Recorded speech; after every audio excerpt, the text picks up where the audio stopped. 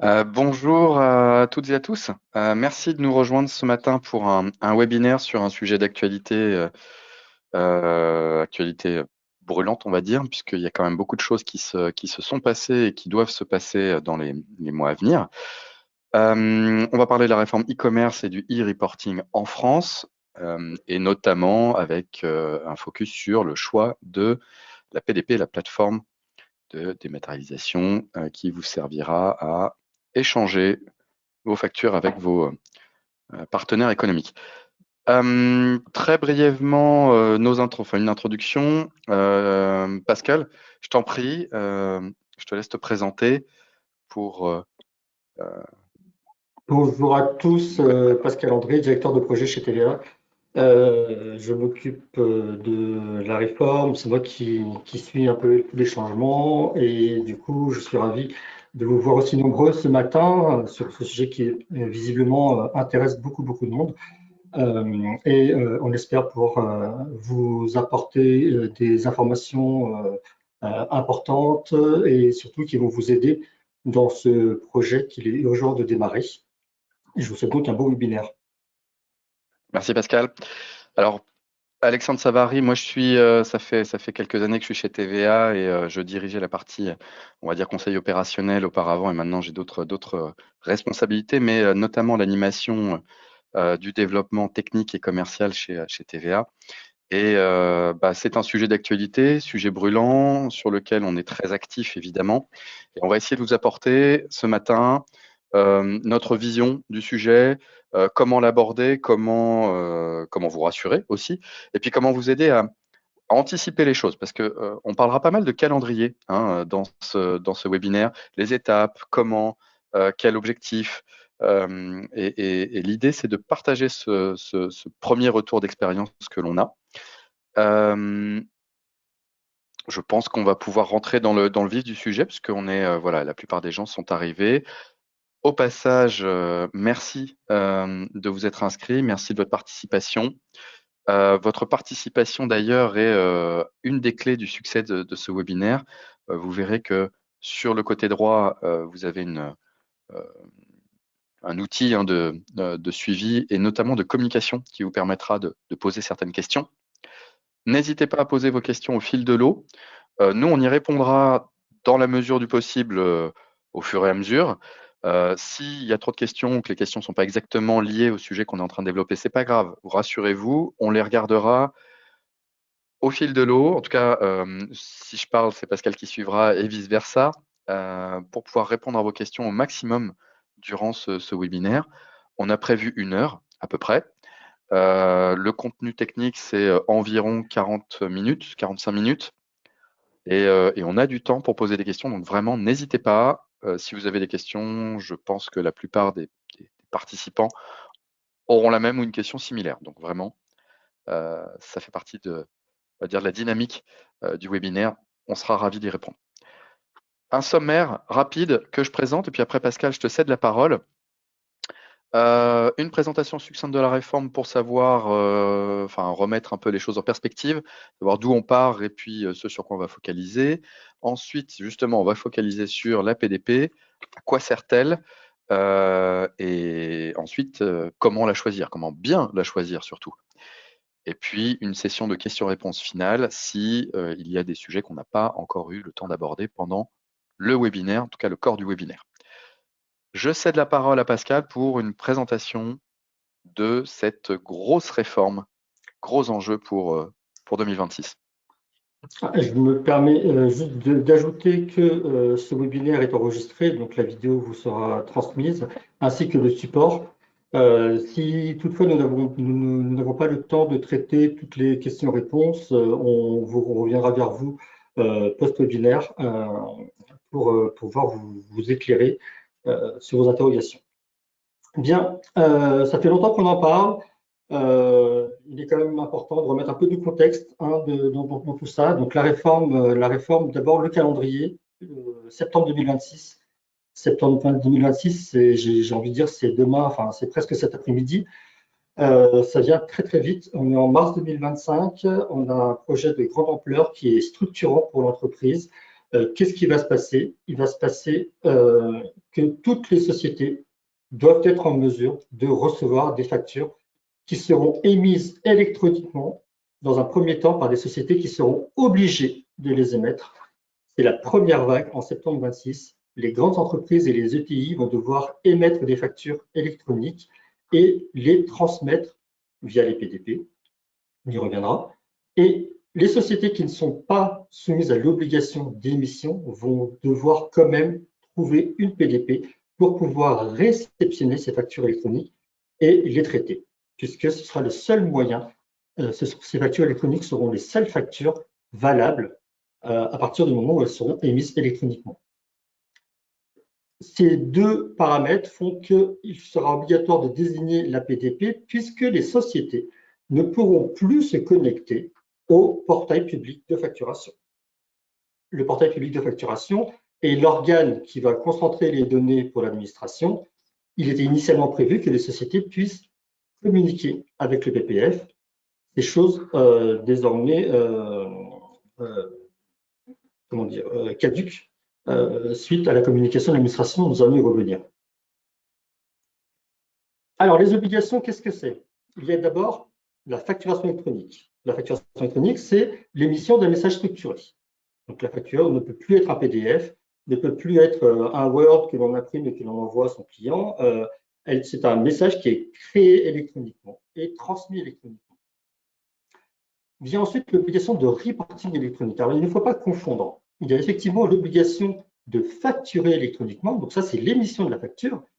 Mais il va y avoir une obligation de transmettre des données à l'administration. C'est ça le reporting électronique. L'administration ne va pas recevoir la facture électronique, elle va recevoir un jeu de données de la facture pour traiter. L'obligation, c'est de transmettre des données de la facture et pas la facture en elle-même à l'administration. Troisième volet, le reporting des données de paiement qui va permettre à l'administration de suivre l'exigibilité de la TVA. On va y revenir. Alors, on vous a fait un petit tableau récapitulatif, hein, c'est vraiment dans les grandes lignes, pour vous rappeler que la facturation électronique, elle est obligatoire entre deux entités établies en France. Donc, on parle de flux domestiques entre deux entités françaises établies. Toutes les factures, du coup, seront émises et transmises électroniquement selon le calendrier que je vous ai évoqué précédemment. Les autres flux vont être soumis au reporting électronique. Alors, ce qu'il faut comprendre, c'est que derrière, l'administration, ce qu'elle voudrait faire, c'est pré-compléter la déclaration de TVA. Donc, pré-compléter la déclaration de TVA, ça veut dire être en capacité de collecter toutes les données, toutes les informations sur l'activité de l'entreprise, sa facturation, mais aussi ses achats. Étant donné qu'elle va recevoir les informations de la facturation électronique par le reporting électronique, elle aura la vision de tout ce qui est domestique. Mais il va lui manquer tout le reste. Donc, elle va réclamer ces informations par le biais de reporting électronique. C'est pour ça que les flux intracommunautaires, les flux extracommunautaires, ainsi que les opérations B2C hein, qui n'ont pas une obligation, qui ne sont pas soumis à l'obligation de facturation électronique, toutes ces opérations-là vont devoir faire l'objet d'un reporting électronique afin que l'administration soit en mesure de pré-compléter cette déclaration de TVA. Ça implique également la notion d'exigibilité de la TVA. Donc, lorsqu'on est en prestation de service, qu'il y a un paiement, la TVA est exigible à l'encaissement par défaut, hein, sauf si le fournisseur a opté pour les débits. Donc, ça veut dire que l'administration a besoin aussi de cette information de paiement pour savoir quand la TVA est exigible et quand elle peut être également déduite par le client. Un petit rappel, depuis 2022, l'administration collecte déjà électroniquement les flux d'importation. Je rappelle qu'en 2022, il y a eu un transfert de la collecte de la TVA à l'importation de la direction des douanes à la direction des finances.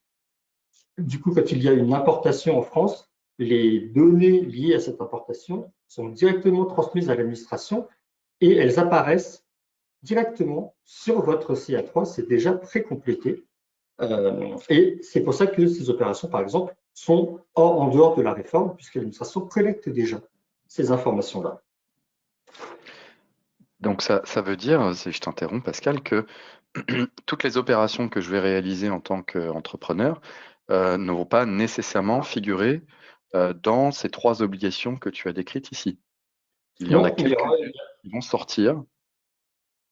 il y a effectivement des opérations qui sont hors périmètre de la réforme, et on va y revenir après. Alors, un petit mot sur le fonctionnement, hein, sans rentrer dans trop de techniques.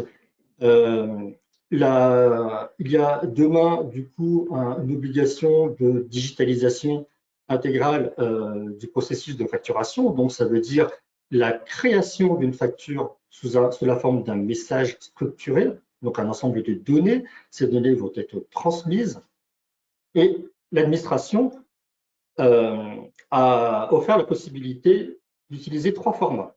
Les formats UBL, C2I et FactureX. Alors, les formats UBL et C2I s'apparentent à de l'EDI, c'est de l'EDI. Ça permet la transmission des factures machine to machine, donc entre en toute autonomie. FactureX présente la différence de pouvoir emporter, encapsuler, on dit, une image de la facture, donc invisible, ce qui permet d'être pratique parce que un format structuré n'est pas forcément lisible, du moins pour le commun des mortels, alors que FactureX permet cette lisibilité de l'échange informatique, j'ai envie de dire. Euh, alors, qu'est-ce qui se passe si vous, aujourd'hui, vous n'avez pas ce format de transmission, vous n'y connaissez rien, vous avez déjà peut-être des formats de transmission qui sont différents. Alors, justement, aujourd'hui, il y a des opérateurs de dématérialisation, il y a aussi les PDP qui vont permettre la conversion de ces formats, puisque l'échange avec le PPF ne peut se faire qu'entre ces trois formats qui vous sont proposés par l'administration. Donc, l'idée n'est pas de tout changer chez vous, l'idée c'est de convertir et permettre l'échange des données sans non plus repartir à zéro. Il y a des sociétés qui sont à la facturation électronique depuis des années déjà, et ça se passe très bien. Et l'idée n'était pas de tout envoyer à la poubelle et recommencer à zéro. C'est plus Donc, une c'est pour ça qu'on interface. a ces possibilités de conversion de format plutôt qui vont permettre de respecter l'échange exigé par l'administration. Alors, l'administration va s'appuyer sur des flux pour justement permettre l'échange entre les différents acteurs. Alors, il y a des flux de données, comme je vous l'ai indiqué, il y a une différence entre un flux de données et un flux de factures.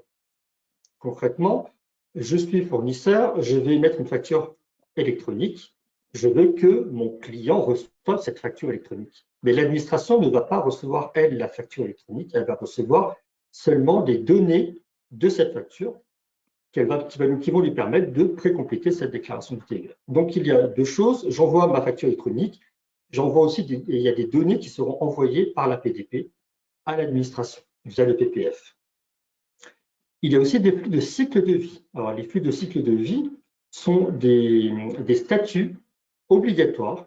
Alors, il y en a 4 qui sont obligatoires dans un premier temps. D'autres sont facultatifs et vont rentrer en vigueur plus tard, mais dans un premier temps, les statuts obligatoires vont concerner le traitement de la facture. Est-ce qu'elle a été déposée?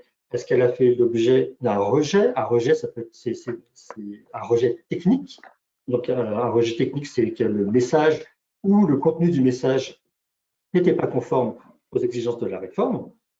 Est-ce qu'elle a été rejetée? Rejetée, ça veut dire que c'est le client qui va la rejeter pour X raisons, parce que cette facturation a été mal adressée, les prix ne sont pas bons. Voilà, c'est vraiment des raisons commerciales, métiers.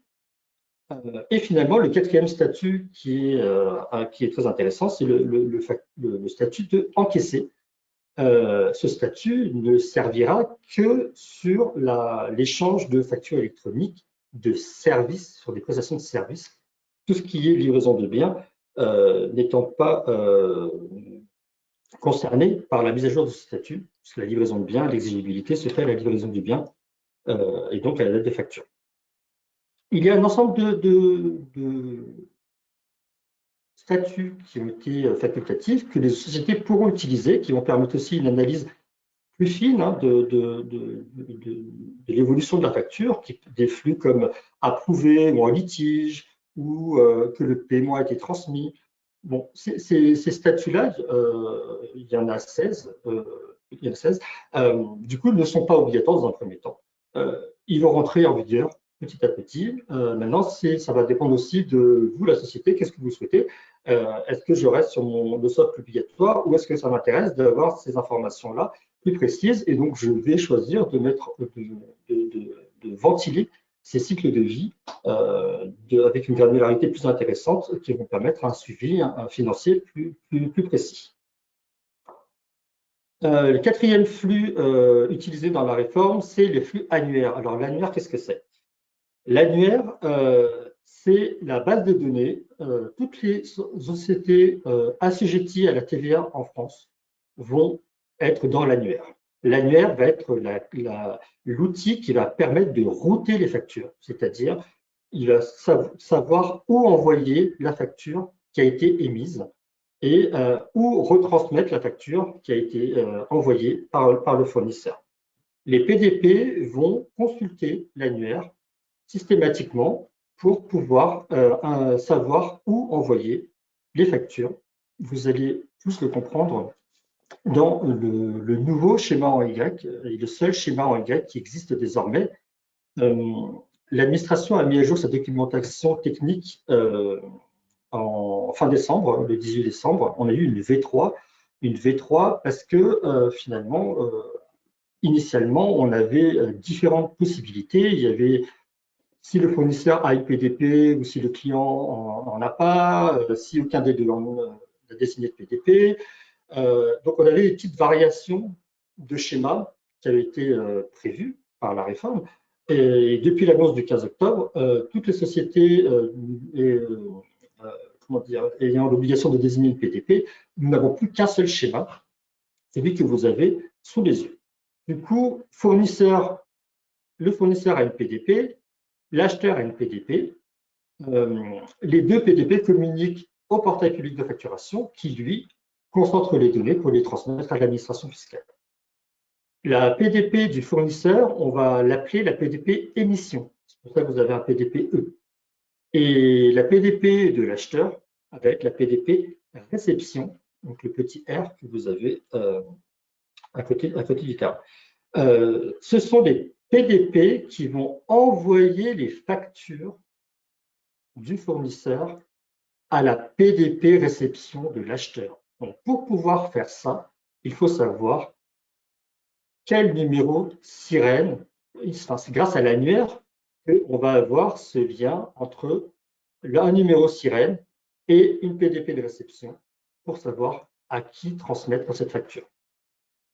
L'annuaire donc, regroupe tous les assujettis, il regroupe aussi toute la sphère publique, tout ce qui est initialement dans Chorus Pro, pour ceux qui avaient l'habitude d'utiliser cette plateforme. Donc, les PDP vont pouvoir, dès qu'elles reçoivent une facture du fournisseur, consulter l'annuaire et pouvoir transmettre cette facture à la PDP réception de l'acheteur. En parallèle, oui, vas-y, Alex. Oui, ça sous-entend que il y a un point qui m'interpelle dans ce que tu viens de dire, c'est que ça fonctionne sur la base du numéro d'identifiant société, sirène. Un point qui peut avoir son importance, c'est par rapport au champ d'application de cette réforme, c'est qu'on a des sociétés étrangères non établies en France qui ont un numéro sirène vont-elles du coup tomber dans le champ d'application de cette réforme alors qu'elles ne sont pas établies en tant que clients, j'entends, ou est-ce que non, ça ne change rien au champ d'application, le numéro sirène n'impacte que la base de données, on va dire, des sociétés, des fiches d'identité, mais pas l'obligation d'envoyer une facture électronique à des sociétés étrangères qui auraient un numéro sirène français, par hasard. Donc, effectivement, l'obligation de facturation électronique ne concerne que les établis. Donc, une société non établie en France qui, par son activité, a besoin d'avoir un numéro de TVA en France, n'est pas soumise à l'obligation de facturation électronique, n'est pas soumise du coup à l'obligation de recevoir des factures électroniques non plus. En revanche, ces sociétés étrangères immatriculées en France vont être éligibles à certains reporting électroniques. Donc, ces sociétés étrangères vont aussi avoir besoin de trouver une PDP pour pouvoir transmettre au PPF et à l'administration, du coup, les données concernant ces opérations pour lesquelles elles doivent y reporter. D'accord, donc elles seront dans l'annuaire, a priori. Elles seront dans l'annuaire puisqu'elles sont assujetties et Et qu'elles quand ont des bien obligations. même, et quand bien même, moi, en tant que vendeur français, j'ai un client étranger qui est dans l'annuaire, théoriquement, je ne peux pas lui imposer de lui envoyer des factures électroniques. Exactement. Néanmoins, s'il est d'accord, peut-être que ça... Néanmoins, s'il est d'accord, ça dépendra du service de la PDP. Ça fait partie du Très bien. cahier des charges. Très bien. Donc, il y a quand même des possibilités d'aller un peu au-delà du périmètre qui a été défini, le périmètre de base qui a été défini par la réglementation française. Exactement. Alors, le rôle de la PDP, donc du coup, la PDP se positionne comme l'organe central de la réforme pour les entreprises, puisque maintenant, tous les flux vont transiter par la PDP. Donc, la PDP va devoir transmettre les données obligatoires à l'administration, transmettre les factures électroniques à votre client, réceptionner les factures de vos fournisseurs, mettre à jour les statuts des factures. C'est la PDP qui va communiquer avec le PPF uniquement, je rappelle. C'est pas, la société ne va pas mettre à jour les cycles de vie toute seule. C'est toujours via la PDP. Et enfin, la PDP va échanger avec l'annuaire pour pouvoir récupérer les informations de routage. Il est important de rappeler que pour l'instant, les PDP ont une immatriculation qui est provisoire. Les tests sont en cours, là c'est vraiment tout frais. En mars, l'annuaire a été ouvert, donc les PDP commencent à échanger avec l'annuaire. Il y a une phase technique de raccordement, après il y a une phase de test, d'échange avec le PPF concernant l'annuaire.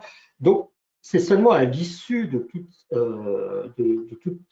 ces tests que les PDP auront l'immatriculation définitive. Mais à minima, elles vont devoir offrir ces 4 fonctions à toutes les sociétés. A-t-on Oui. une date à peu près de Alors, fin il de tous faut. ces cycles de certification, tests, etc. On n'a pas une fin parce que c'est au rythme de la PDP aussi, mais ce qui est important de savoir, c'est qu'au 31 août 2025, il faut que tout le monde ait désigné une PDP. Alors qu'elle soit immatriculée il faut ce sera forcément une PDP qui aura une immatriculation définitive. Les autres PDP qui se seront un peu pris les pieds dans le tapis pendant la phase de test et n'auront pas acquis le statut d'immatriculation définitive, seront hors jeu. Est-ce que j'ai répondu à ta question? Très clair. Okay. Non, mais on parlait du calendrier et le fait que le calendrier, c'est un point essentiel dans cette Alors, réforme. bien Effectivement, sûr, mais il y a des PDP qui vont être prêtes, c'est sûr. Maintenant, elles ne seront pas forcément toutes prêtes et elles ne vont pas toutes accéder à l'immatriculation définitive, du moins dans le temps imparti. oui, Peut-être qu'ils relativement seront court. prêtes pour la deuxième vague. Alors, justement, les PDP, aujourd'hui, 80 PDP sont candidates. Alors, ce qui est surprenant, si vous voulez, sur ces profils, c'est qu'on ne retrouve pas ici que des acteurs historiques de la facturation électronique. On a aussi des experts comptables, donc des sociétés spécialisées dans l'expertise comptable. On a des banques, on a des fournisseurs de logiciels. Et finalement, quasiment près de la moitié des PDP ne sont pas des acteurs historiques de la facturation électronique. Pourquoi? Pourquoi? Parce que finalement, les sociétés qui sont historiquement passées à la facturation électronique sont des sociétés qui généralement ont du volume euh, et des besoins spécifiques. Du coup, il y a quand même 7,5 millions, je crois, de sociétés qui vont devoir désigner une PDP.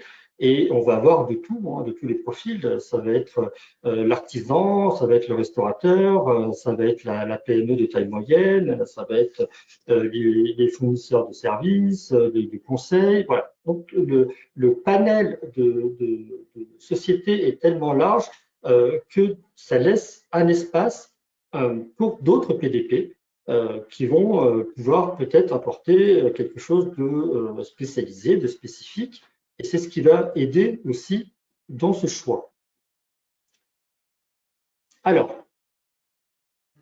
nous, chez TVA International, on est concerné en tant que société française, et forcément, on est bon élève, on a essayé, voilà, on s'est dit que la méthodologie que l'on s'applique, on va la partager. Et c'est pour ça qu'on est arrivé, si vous voulez, à ce webinaire en se disant, bah oui, la PDP, ben non, c'est pas si simple. Ok, il y a des grands noms qui existent, mais est-ce que ça va me convenir? Est-ce qu'elles sont pas trop chères? Est-ce qu'elles sont adaptées? Voilà. Donc, pour répondre à toutes ces questions, il faut d'abord identifier votre besoin. Voilà. Qu'est-ce que vous faites? Comment vous le faites? Critères de sélection, c'est qu'est-ce que je vais demander, qu'est-ce que j'aimerais avoir comme service, ou qu'est-ce que j'ai aujourd'hui comme capacité que je vais perdre avec la facturation électronique et que je vais demander à la PDP. Il y a des critères de sélection et c'est cette combinaison identification du besoin et critères de sélection qui vont vous aider à désigner votre PDP. Et potentiellement, vous pouvez être amené à désigner plusieurs PDP. Pourquoi plusieurs PDP? Parce que vous avez des activités complètement différentes, qui ont des volumes différents, qui ont des spécificités métiers différentes. Et finalement, une PDP ne va pas forcément permettre de couvrir tout de façon, comment dire, incomplète ou pas pertinente. Du coup, il est tout à fait possible, envisageable d'avoir plusieurs PDP qui vont permettre de gérer les activités et les flux propres à vos différentes activités. Ce n'est pas du tout un problème d'avoir plusieurs PDP. Comme je vous l'ai indiqué tout à l'heure, la clé d'échange de la réforme, c'est le numéro sirène. Mais le numéro sirène, il peut être complété de différents codes. On a un code suffixe, on a un code de routage. Tous ces codes-là vont permettre finalement d'avoir un cheminement de la facture différent. Effectivement, si on reste sur la base de sirène, qui est la maille la plus grossière de la réforme, les factures vont arriver dans la PDP qui sera associée à ce sirène. Mais si vous avez deux activités, vous pouvez très bien avoir votre numéro sirène avec facture matière, un numéro sirène avec un suffixe facture service et potentiellement une PDP en face de chaque numéro et ça permettra de router ces factures dans la bonne PDP et donc dans votre activité derrière quand vous allez les récupérer. Donc, il peut y avoir un intérêt, sachez-le, à désigner plusieurs PDP. Je rebondis sur ce que tu viens de dire, mais quand on a, par exemple, parce que pour des raisons historiques, on a intégré par croissance externe plusieurs usines ou plusieurs sites qui étaient des entreprises indépendantes, mais qui du coup ont leur propre système comptable, on peut se retrouver comme ça avec des contraintes différentes. Je fonctionne, alors on peut pas trop donner de nom, mais on va le faire quand même, hein, mais si je fonctionne avec SAP sur telle entité ou telle usine, et puis je fonctionne avec Oracle sur telle autre usine, et que j'ai pas intégré sous le même outil pour diverses raisons, notamment parce que c'est pas les mêmes métiers, ça fonctionne pas pareil, parce que j'ai des outils qui sont très très très intégrés, on a passé beaucoup de temps à les développer. On peut avoir comme ça une sorte de cahier des charges et de besoins qui va pas du tout être le même. Donc, je peux aller chercher des PDP différentes. Ça, c'est Exactement. C'est un premier retour qu'on a Exactement. pu avoir, effectivement. Alors voilà, du coup, pourquoi est-ce nécessaire de faire ce travail en amont? Parce que on peut avoir une inadéquation entre le besoin que vous avez et l'offre de la PDP. Et du coup, c'est quoi les conséquences? Ça va être peut-être que vous allez devoir faire des développements qui n'étaient pas prévus parce que la PDP finalement ne remplit pas certains services.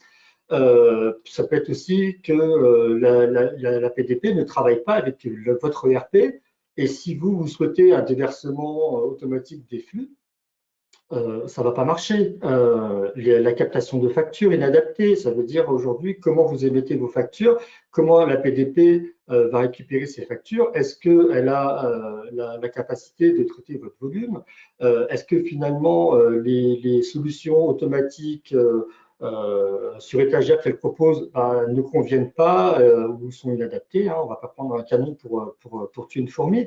Donc voilà, des services superflus ça ne sert à rien de payer des services que vous n'aurez pas d'utilité.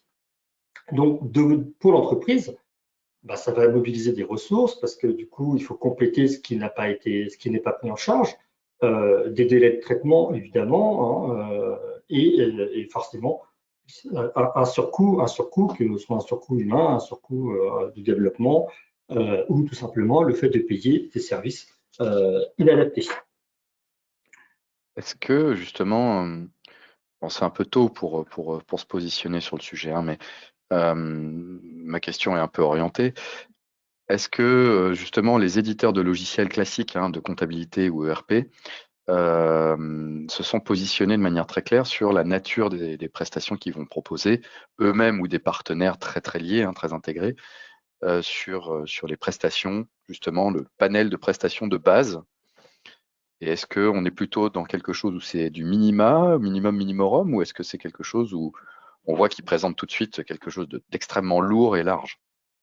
Alors déjà, premièrement, tous les éditeurs de logiciels ne se sont pas positionnés en tant que PTP. Première chose. Ah, mais ça, c'est intéressant, parce que c'est le réflexe qu'on a, hein. Être une PDP, c'est pas donné à tout le monde, j'ai envie de dire. Être une PDP, ça veut dire remplir un cahier des charges qui est très exigeant. Il y a notamment des niveaux de sécurité de données qui sont très élevés et que tout le monde ne peut pas facilement atteindre et qui coûtent aussi très cher. Donc déjà, votre logiciel ERP n'est pas forcément candidat euh, à remplir remplir les fonctions de PDP. Deuxièmement, comme je l'ai indiqué tout à l'heure, en niveau de service, eh bien justement, on a de tout. On va avoir des PDP qui vont plutôt être positionnés sur la petite PME qui va permettre gérer un certain nombre de flux parce que du coup, leurs moyens aussi informatiques les limitent à ce type d'opérateur. Euh, à côté de ça, on va avoir effectivement à l'opposé des gros pourvoyeurs qui sont dans la facturation électronique depuis des années et qui gèrent le volume et qui offrent des services comment dire, très très complets, très poussés, voire supérieurs à ce qu'aujourd'hui une entreprise attend de son logiciel comptable, tout simplement. Donc, bien Ma au-delà. question, ma question était très orientée, c'est parce dans les discussions qu'on a pu avoir, notamment avec des responsables financiers, il y a toujours ce réflexe de dire, bah voilà, moi je suis déjà client chez un éditeur de logiciels bien connu, très intégré, etc. Et on se dit, tiens, ça va peut-être être plus facile si je passe par eux. Oui, mais en fait, il n'y a pas de réponse toute faite. Moi, c'est ça que je retiens et que je voulais souligner, c'est que ce qui est vrai pour une entreprise n'est pas vrai forcément pour l'autre, même si elles sont clientes du même éditeur de logiciel. Donc, il y a vraiment un gros travail sur la définition du besoin. On va en Exactement. parler. Exactement. Et c'est ce que vous avez sous les yeux, hein. Qu'est-ce qu'on attend d'une PDP? Alors, nous, on a identifié quatre domaines hein, que la PDP soit adaptée à notre volume d'activité, à notre secteur économique, qu'elle soit évolutive, c'est-à-dire qu'elle doit être capable d'anticiper les changements de vos process, de votre activité, de votre croissance. Est-ce que finalement, le volume de factures que vous générez aujourd'hui ne sera pas le même, on vous le souhaite demain et après-demain. Est-ce que la PDP va pouvoir suivre que ce soit techniquement, en temps de réponse, en volume de traitement, voilà, est-ce qu'elle peut suivre? Ergonomique, alors pourquoi? Parce que c'est un gros changement qui nous attend. Là, on parle de facture. Quand on pense facture, on fait un focus, on se dit, oh, c'est bon, c'est la compta, ça va conserver et concerner la compta et éventuellement un peu la finance, mais pas du tout, pas du tout, ça change tout. Ça change tout. Tout le process doit être revu, que ce soit la logistique, que ce soit juridique. Il y a toute une partie contractualisation aussi à revoir. Alors, mon écran saute, je ne sais pas si ça saute chez vous aussi. Je le remets. Ouais, Voilà. ça saute chez nous, mais tu rattrapes ça très, OK. très vite, donc on n'a rien vu. Promis. Désolé. Donc, il faut que ergonomique, ça veut dire qu'on ne va pas rajouter en plus une difficulté d'utilisation de la PDP aux collaborateurs qui vont déjà subir la réforme et les changements profonds qu'elle va induire. Économique, évidemment, le nerf de la guerre, la PDP doit proposer un coût raisonnable et c'est pour ça que ça ne sert à rien de payer des services que vous n'utiliserez pas. Alors, une fois qu'on a dit ça, oui, c'est bien beau, mais comment on fait? Comment on fait? Alors, du coup, là, on est vraiment dans notre partage d'expérience avec TVA. Euh, Cartographie et cas d'usage, ça veut dire qu'il faut déjà identifier toutes vos transactions, les volumétries en question. Alors, quand on parle de toutes les transactions, c'est pas uniquement l'activité principale de la société. On va parler de toutes les dépenses, des dépenses des fournitures, les notes de frais, tout ça, tout ce que vous êtes amené, toutes les transactions que vous êtes amené à réaliser en tant qu'entreprise à la vente et à l'achat. Donc, c'est pour ça qu'il est important de rentrer dans les circuits d'achat et de vente de façon précise et de vérifier à chaque étape du processus de quoi j'ai besoin, quels documents j'ai besoin, qu'est-ce que je dois fournir éventuellement. Et alors l'administration a mis en avant ce qu'elle a appelé les cas d'usage. Alors les cas d'usage, ce sont les traitements de certaines opérations particulières. Alors, là, il y a la facturation électronique standard. Une société A vend à une société B du domestique, une livraison de biens ou une prestation de service. C'est facturé directement. Pas de souci, ça c'est le cas classique, le cas par défaut. Les cas d'usage, c'est justement des petites particularités qui ont été remontées à l'administration et pour lesquelles elle a prévu des traitements différents. Alors, ça va être, par exemple, je fais une commande, mais elle va être livrée en plusieurs fois. J'ai plusieurs sites de livraison. J'ai des factures, mais elles ne sont pas payées par moi. Elles sont payées par mon partenaire financier. Euh, j'ai des cas de sous-traitance. J'ai un sous-traitant et il va être payé directement. Ah ben oui, mais du coup, comment tout cela est matérialisé dans la réforme dans mon flux de factures, ce sont ça les cas d'usage. Donc, ce sont il y en a 36 qui ont été identifiés par l'administration. Et il faut vérifier, vous, si vos opérations, éventuellement, rentrent dans un de ces cas d'usage. Pourquoi? Parce que toutes les PDP ne traitent pas tous les cas d'usage. Et oui, surprise, les PDP, il y a certaines PDP qui ne traitent aucun cas d'usage. Donc, qui vont ne traiter que des facturations classiques sans tenir compte des petites particularités de flux. Il y a aussi les PDP qui vont traiter certains cas d'usage, les plus courants peut-être, mais d'autres non. Et si vous faites partie des autres, ben, ça va pas aller.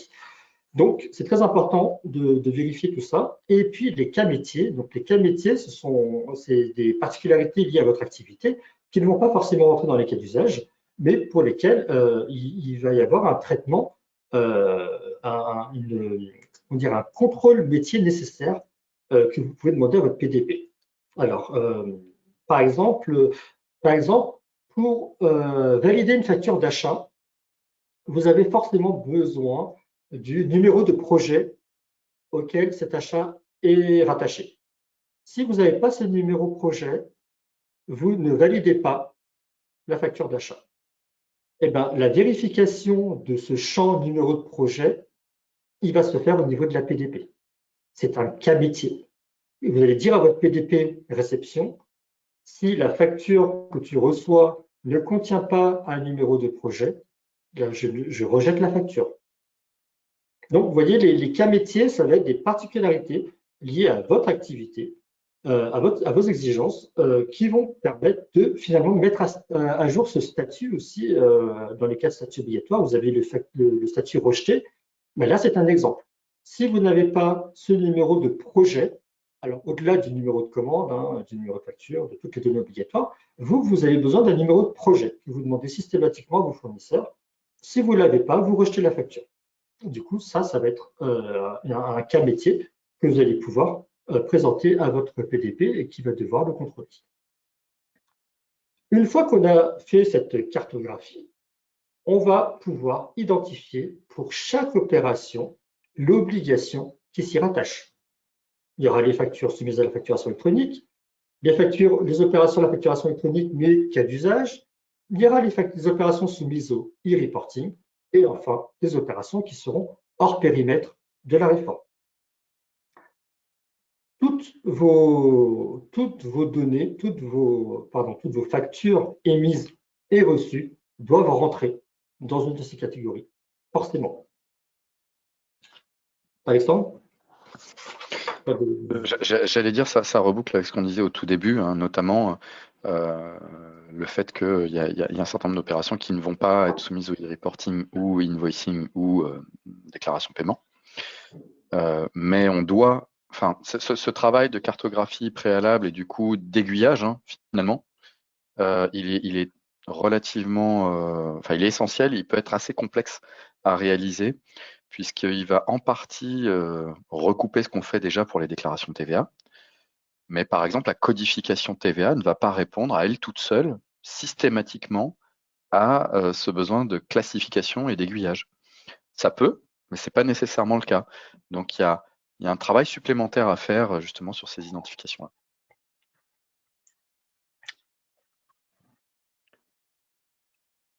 Dans la partie méthodologie, identification du besoin, il va aussi falloir s'interroger sur aujourd'hui j'ai des données, mais est-ce qu'elles sont fiables? Est-ce qu'elles sont disponibles? Demain, il y a des mentions obligatoires, des données obligatoires à transmettre. Est-ce que je suis à jour? Est-ce que j'ai la capacité de les identifier, de les collecter, de les transmettre, de les traiter? Comment aujourd'hui j'émets mes factures? Comment je reçois mes factures? Qu'est-ce que j'en fais? Est-ce que j'ai mis en place un système de workflow, un système de validation, par exemple, sur mes factures d'achat que j'aimerais conserver? Avec des niveaux, des routages de factures. Attention, cette facture elle est supérieure à tel montant, donc ça passe par tel département. Cette facture-là, du coup, elle est en stand-by de la livraison pour valider le processus qualité avant de libérer le paiement, avant libération du paiement. Voilà. Il y a énormément de travail à faire sur au-delà de la cartographie, sur les données, sur la conformité. Est-ce que vous êtes en conformité avec la réforme et comment atteindre cette conformité si vous n'êtes pas à niveau? Ça, c'est propre à chaque entreprise. Ça dépend de vous, de votre organisation, de votre système de facturation, de votre système euh, comptable, également de votre organisation, avec vos contraintes techniques, avec vos spécificités sectorielles. Alexandre, tu voulais intervenir? Ouais, moi, quand on a préparé le webinaire, moi, j'ai tout de suite, ça c'est mon côté financier, mais je pensais à la balance AG, la gestion des encaissements, des relances, de ces choses-là, et ne serait-ce qu'un sujet qui, moi, me paraît vraiment essentiel, c'est euh, le suivi de réception des factures par le client, qui est le point de départ de tout un tas de contrôles et de suivi sur l'encaissement des factures. Voilà, ça aussi, ça va être impacté. Donc, il y a l'aspect, est-ce que moi, je suis conforme, quelles sont mes contraintes, etc. Et puis, il y a le coup d'après, qui est quels impacts ça va avoir sur mon organisation interne. sur mes critères de gestion financière, juridique, technique, etc. Hein, c'est pour ça que cette réforme-là, Pascal, tu disais, c'est vraiment une réforme de fond qui va largement au-delà du département comptable ou financier. Ça va vraiment impacter beaucoup, beaucoup de gens. On reviendra très, très brièvement dessus en conclusion, mais c'est une illustration de plus. Alors, une fois qu'on a identifié notre besoin, hein, bon, cette liste-là n'est pas exhaustive, elle va dépendre aussi de vos spécificités métiers. Il va y avoir la partie critères. Qu'est-ce que j'attends de ma PDP? Comment elle va capter mes factures? Est-ce qu'elle va être capable de gérer mes différents formats d'émissions? Par exemple, vous avez deux plateformes, vous faites du B2C, vous faites du B2B, vous faites de la vente en ligne, les logiciels de facturation ne sont pas les mêmes. Est-ce qu'elle peut gérer et traiter? Est-ce que les données que je vais transmettre vont permettre à la PDP de bien y reporter tel que la réforme l'exige?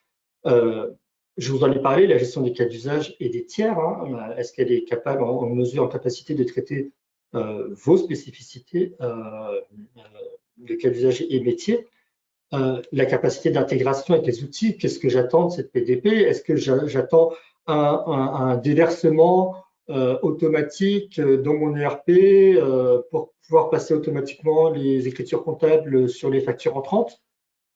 Voilà, c'est des critères d'exigence que vous pouvez avoir et qui vont permettre aussi de réduire le scope parmi les 80 PDP qui offrent des prestations différentes. Les formats de restitution, aujourd'hui, votre système fonctionne sous un format. Le fournisseur va vous envoyer des factures sous un autre format. Quid de la conversion vers un format qui sera pour vous exploitable? Évidemment, les PDP offrent aussi énormément de services qui sont très intéressants, comme l'archivage probant. Quand je dis probant, je parle de la PAF, parce que c'est pas parce qu'il y a de la facturation électronique qu'on n'a pas besoin des pistes d'audit fiables. Hein. Il y a tout un ensemble de flux qui sont hors facturation électronique et qui nécessitent toujours l'existence d'une piste d'audit fiable afin de vérifier l'authenticité, la lisibilité et l'intégrité des factures. Donc, est-ce que la PDP peut m'offrir un archivage probant que je peux opposer à l'administration en cas de contrôle? Quid des pièces jointes? J'ai dans mon activité, j'ai une activité où à chaque fois que je reçois une facture, j'ai besoin d'un plan, par exemple le plan d'une pièce. Est-ce que la PDP va être capable de recevoir cette pièce jointe et la transmettre pour que je puisse lancer mon processus de fabrication? Voilà, ça fait partie des sujets qu'il faut regarder pour pouvoir les exiger ensuite à la PDP. Je rebondis très brièvement parce que là, tu as évoqué la piste d'audit fiable qui, obligatoire ou pas, hein, elle va le rester parce qu'en général, on a, comme tu l'as souligné, des opérations qui ne rentreront pas dans cette facturation électronique. La piste d'audit fiable, non seulement il y a une obligation, mais aussi c'est quand même un outil de gestion interne, de qualité interne. Donc que ça prenne la forme exacte d'une piste d'audit fiable ou que ce soit un processus qualité qui intègre notamment le chemin de révision comptable, tout ça, ça va être impacté. C'est l'occasion de réfléchir un petit peu à la manière dont on fonctionne et de remettre certaines choses à plat parce qu'on va avoir des nouvelles contraintes, mais on va aussi avoir des nouvelles opportunités. C'est intéressant de le voir comme une opportunité de réviser un certain nombre de process internes qui datent d'il y a 5 ans, 10 ans, et de voir comment la PDP va remplir un certain nombre de ces besoins-là. Effectivement, il y a tout ce travail à faire entre une offre et une demande, hein, tout simplement. Du coup, voilà, pour réduire le scope et identifier la PDP qui vous convient et maîtriser au mieux ce passage à la réforme qui va se faire dans la douleur. Hein, faut pas se leurrer. Tout ce qui était prévu ne va pas bien se passer forcément. Il y a ce temps aussi d'adaptation à prévoir. Hein, on a cette phase de test afin de pouvoir être au point lors de l'entrée en vigueur au 1er septembre 2026. C'est ce qu'on avait C'est avec la dans, plateforme publique, hein. c'est dans 15 mois. Si la plateforme publique a été abandonnée, c'est aussi du fait de contraintes techniques qui avaient l'air d'être très difficilement surmontables. Oui, effectivement, et l'administration avait déjà opéré un report de calendrier de plus de 2 ans comment dire, face aux difficultés de permettre aux sociétés d'utiliser la plateforme publique de facturation comme émetteur de factures électroniques, les difficultés techniques allaient au-delà de l'entrée en vigueur de la réforme et donc l'administration a renoncé à cette fonction-là. Euh, alors voilà, du coup, c'est le partage d'expérience qu'on voulait avoir avec vous. Voilà, des besoins, des critères, il faut être exigeant, et le choix de la PDP ensuite pour pouvoir entrer en production. Alors chez TVA, on n'a pas pour habitude de laisser nos partenaires tout seuls dans la nature. Euh, du coup, nous, chez TVA, on propose de vous accompagner dans ce choix de la PDP la plus adaptée. Comme je vous l'ai rappelé, hein, plusieurs PDP spécialisés, différentes tailles, différents niveaux de service. Comparer, identifier la PDP qui vous correspond parmi les 80 PDP. Ça va aussi vous demander du temps. Vous n'avez pas forcément les ressources, pas forcément les compétences non plus. Ça couvre quand même un champ d'intervention qui est assez large. Donc nous, chez TVA, on vous propose de vous aider à identifier votre PDP. On a préparé une mission qui permet de réaliser tout ce qu'on vous a décrit précédemment afin de permettre de trouver la PDP, du moins de vous proposer une sélection de PDP qui va correspondre le mieux à votre société, à votre organisation, votre activité, vos moyens techniques et le niveau de service dont vous avez besoin. Pour cela, on va appliquer la méthodologie qu'on s'est appliquée chez vous, cartographie des flux, éligibilité des obligations, compliance, c'est-à-dire quel est l'effort à faire pour être en conformité au moment de la réforme, les critères que l'on souhaite retenir et que le niveau de service que l'on veut pour la PDP. À l'issue de cette mission, on vous propose un choix de PDP la plus adaptée par rapport à ce que nous avons collecté.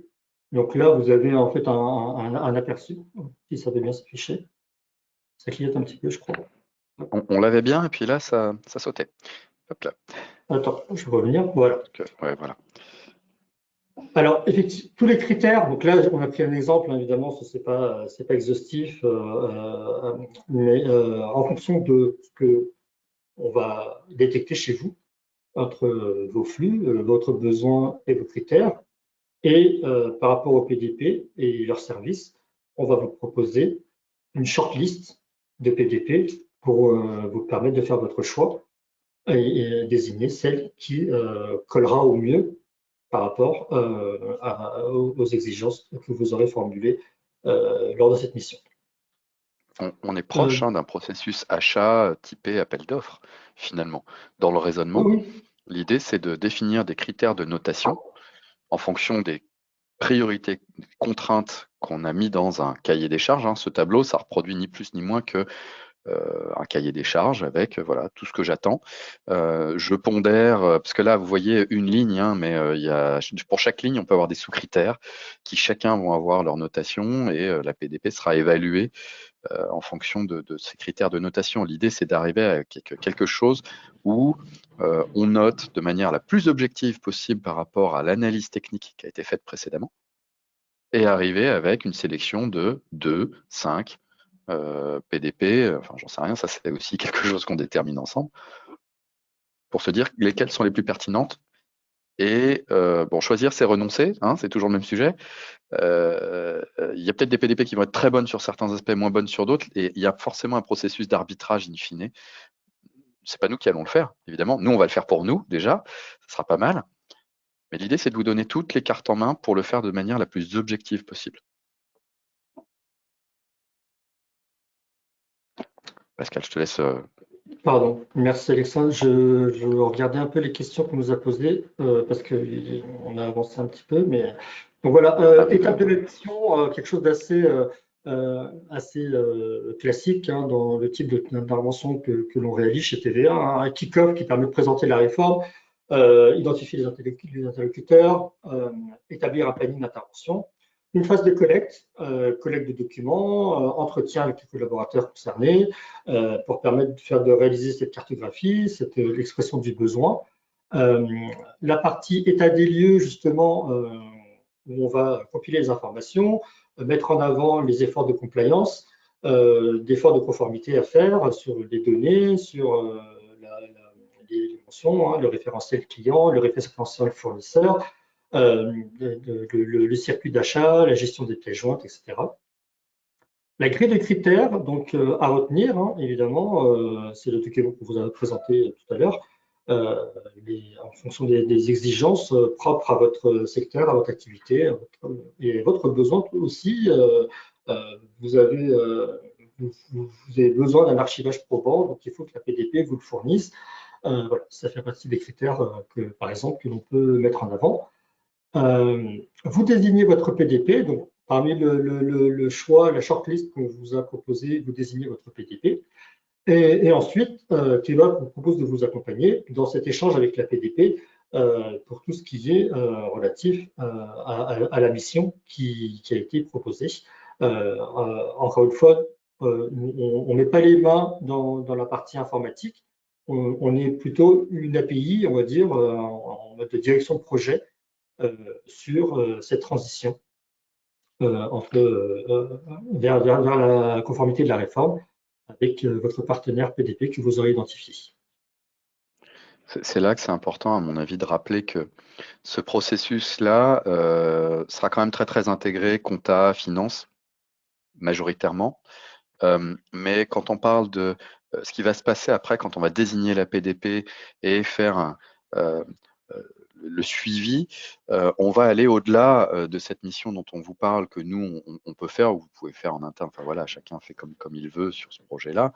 Mais désigner une PDP, ça va impliquer du juridique.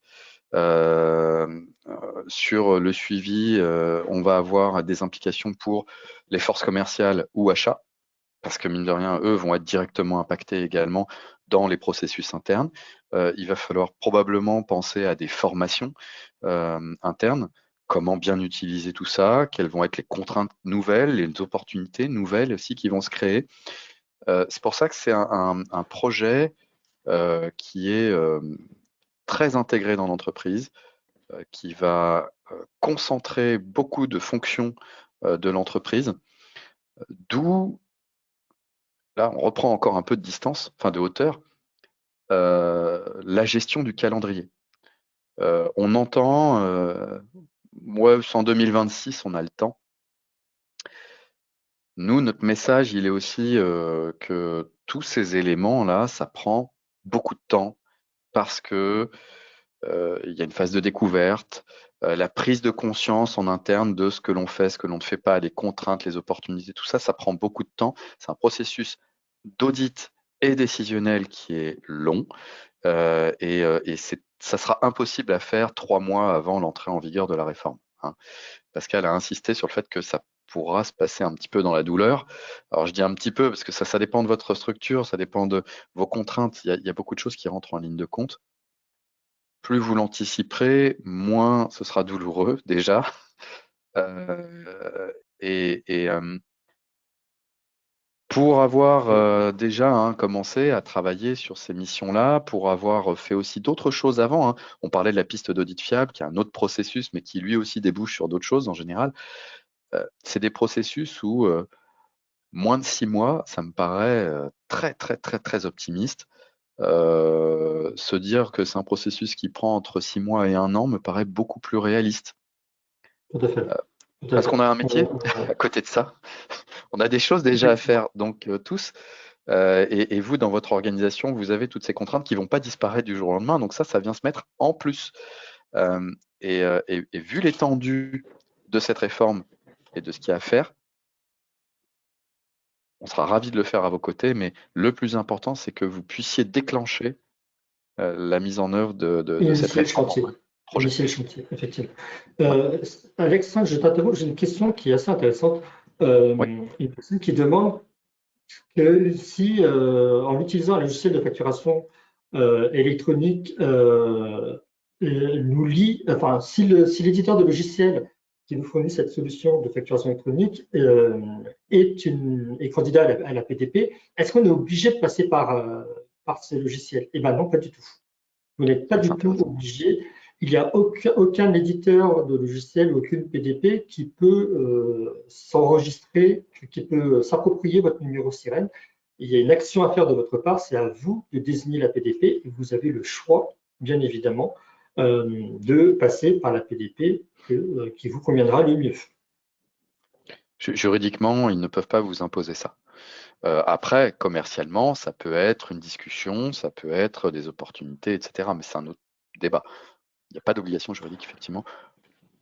Voire parfois, ce sera pas recommandé parce que justement, on vous propose quelque chose qui n'est pas adapté. Exactement. On fera suivre évidemment la présentation, je vois la question, on vous fera aussi la vidéo qui sera disponible. Les 36 cas d'usage ils sont disponibles, on pourra vous envoyer la liste des cas d'usage. On a parlé des fournisseurs étrangers hein, qui étaient concernés par la réforme. Enfin, non, attention, j'ai une question qui est sur les fournisseurs étrangers. Alors, il ne faut pas confondre une société étrangère et d'une société qui est établie à l'étranger et qui a un numéro de TVA en France. Si une société a un numéro de TVA en France, ça veut dire qu'elle a une activité taxable pour laquelle elle a eu besoin de ce numéro de TVA.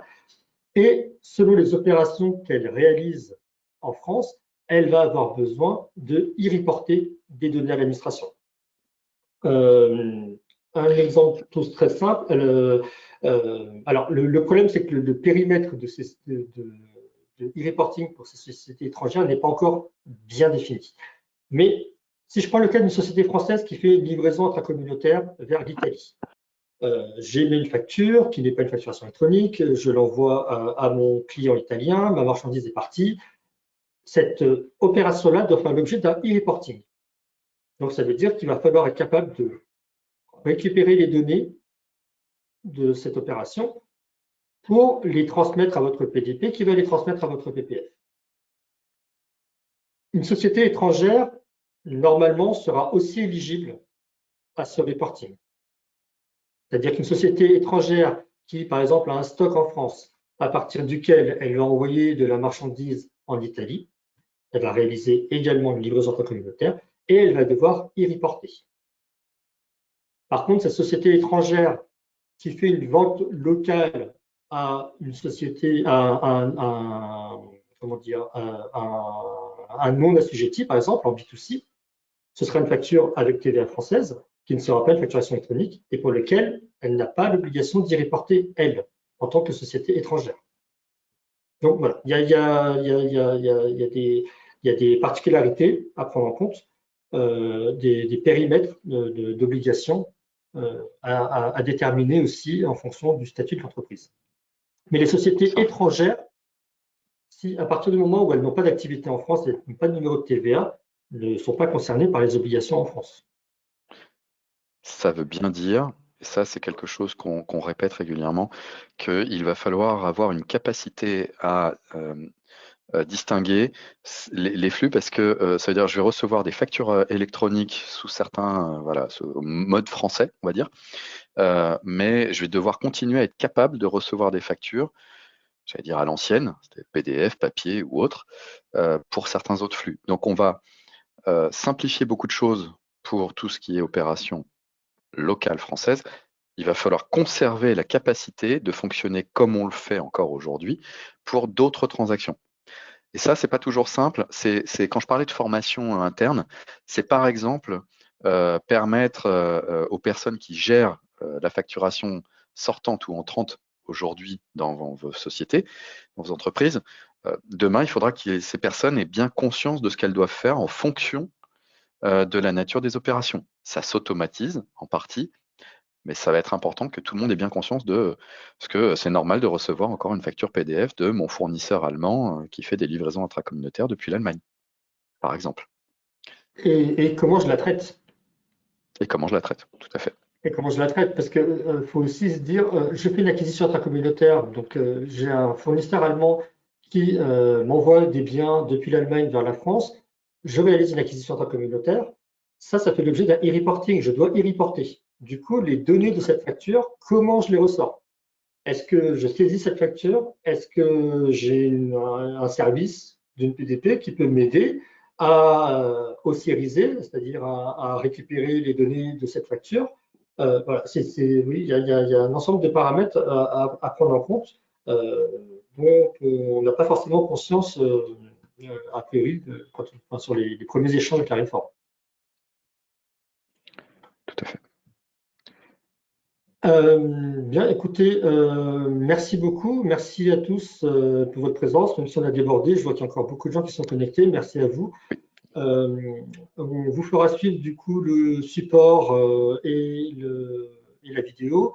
On permettra de revenir. Il y a quelques questions qu'on n'a pas pu traiter. On se permettra de les traiter séparément par email.